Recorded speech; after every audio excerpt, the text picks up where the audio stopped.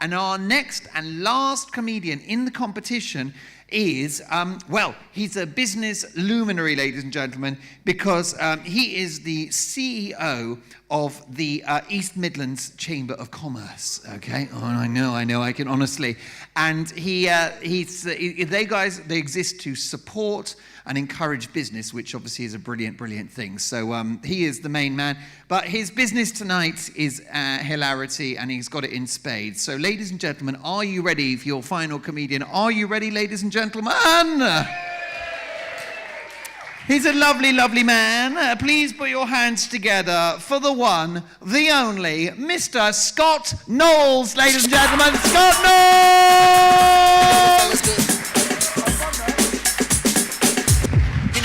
Hey, good evening. So, time for the main event. So, my name's Scott. I work for East Midlands Chamber. Doesn't matter if you don't know what a Chamber of Commerce does. Probably quite good for me for the next 5 minutes if you don't know what it does. So some of you might remember me from such TV shows as, well, the news. That gag only works if you know that occasionally I get asked to comment on business matters on TV, which is great. Always nice to do a bit of TV. But you always get brought back down to earth very quickly. So I was in the pub a couple of weeks ago. Rather attractive lady came up to me. I thought, oh, hello. And she said, you're that man off the telly, aren't you? I went, yes. She said, it's not real telly though, is it? It's just that local box. Just made me feel good.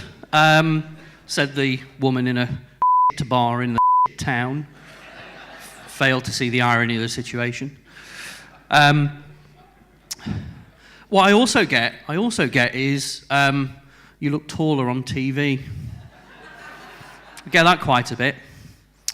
And then people then start to think I've got a complex about being a small man. Well, it's nothing like a complex. It's just a small detached house. One benefit is I can't get locked out, because we've got a cat flap. I also get lookalikes. Quite a bit.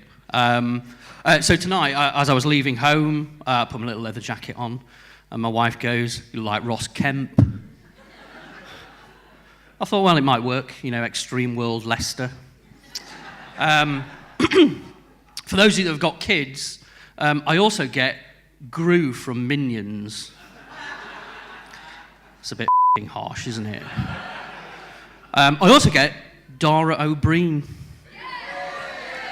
Obviously a short-ass version. So I tried to convince you that I'm not particularly concerned about, the height issue. I'll give you a story. So this is true. Amsterdam a few years ago, went with my mates, for one of those sort of breaks, and we found ourselves in the red light district, by accident. But we stayed, cultural reasons. We're interested in foreign cultures and things like that. And for any of you that have been to Amsterdam, if you go into the red light district at night and you see the goods and things that are on offer, you might consider it's Premiership quality. But we weren't there at night. We were there in the daytime. And the daytime is much more Vauxhall Conference. And if you find yourself in the alleyways of the red light district in the daytime, it's not even quite Vauxhall Conference. And we were approached, there were about 7 of us, and we were approached by a rather large lady who proclaimed that she would do us all for €50. To be honest, she didn't look like she had that kind of money. Thank you. But apparently we were supposed to pay her. And the thing that was particularly, the sort of denouement to this really is that she offered to do the little one for free. Well, as you can imagine, it made me feel really good. My friends never ever mention it or anything. So you probably all think being a chief executive you think it's probably really glamorous. and it's about, high-powered business meetings and black-tie dinners and so on. Well, let me just dispel some of those myths for you. A few weeks ago, I had a phone call, Monday morning, and I had a phone call from this business that they manage a building for us. And he said, I've got to talk to you, the tenants are angry about a dump. I said, well, it's not a dump. I said, we've only just had it decorated. He said, no, there's a dump in the car park. And I said, somebody's dumped things in the car park? He said, no, there's an actual human shit. And I said, well, what does he look like? He said, no, it's not a person, it's an actual shit. And he said, the tenant wants to know whose responsibility is it to move it? Is it mine or is it theirs? He said, do you want me to cone it off? I said, what, CSI style? Anyway, I ended it all by saying, all I know is, mate, it's not my responsibility. So there you go, being a chief executive is not entirely glamorous. The other thing that you get exposed to in business is what I like to call corporate b****s. And I'll give you a great example of that. So I got told off a few years ago. I was in a meeting with some public sector friends, and I suggested that we needed to brainstorm. And they said, oh, you can't say that. It's offensive. They said, you've got to say idea shower. Well, I was thinking of some kind of shower, but it wasn't an idea shower. And the other corporate that I hate, so colleagues on table 4, take note. Blue sky thinking. Let's make some up. Think outside the box. Let's make up some more.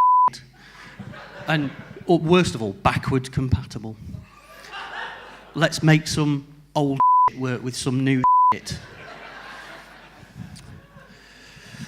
So I also, so a few years ago, I had another incident of corporate or where PC madness.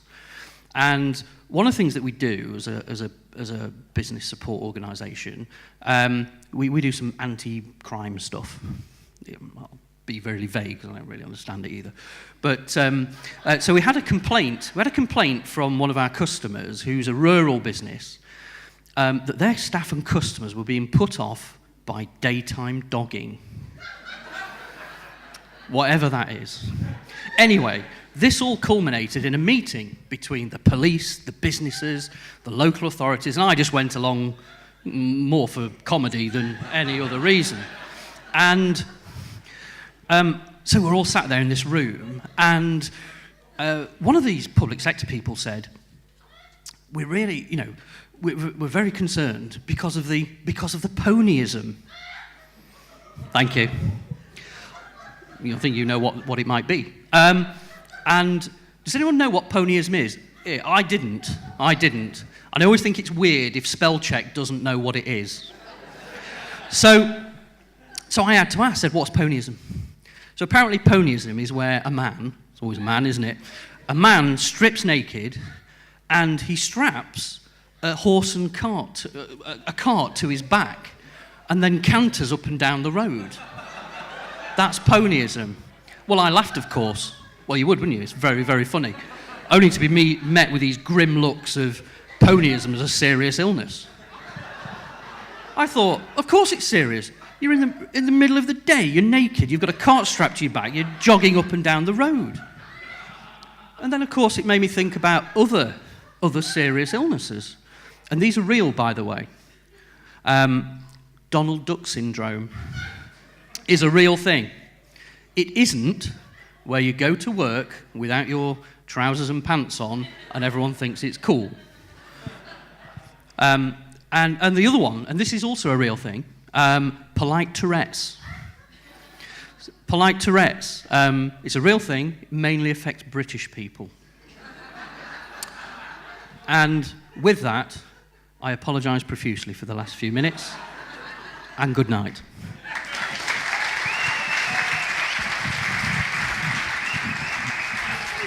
Killed it. Scott Knowles, ladies and gentlemen. Scotty Knowles.